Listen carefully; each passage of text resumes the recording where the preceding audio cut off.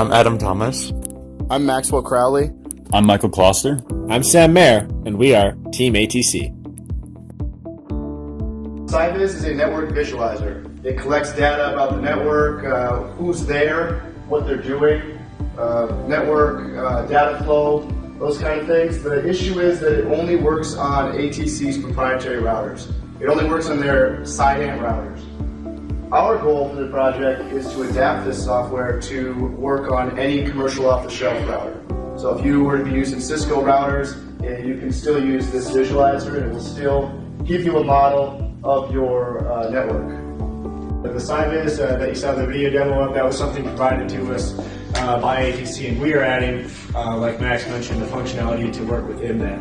What we need to do is make useful interpretations of what's happening on the network so that we can understand network utilization, where node-to-node connections exist. And so our concept of operations is that we're going to create this sentinel process that will exist on the routers or switches of the network, and that's going to monitor the traffic and keep us advised of what's happening on the network as it exists. We established that we understand who's on the network to generate an XML representation of those results. Now what we need to do is take that and put it into something that SciViz is capable of understanding. In output, we get things like IP addresses, port numbers, interfaces, MAC addresses.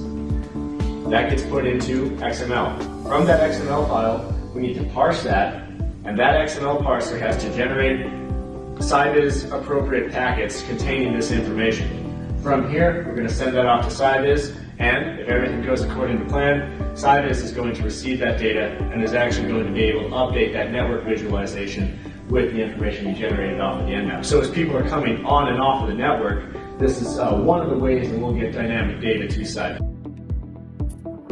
Some practical applications for this adaptation would be large corporations and emergency response teams. A local example would be communication and network monitoring during the yearly Fargo flood relief.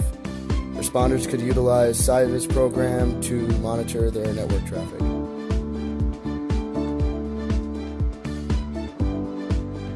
We were able to successfully gather the necessary information and send it across the network to the listening node.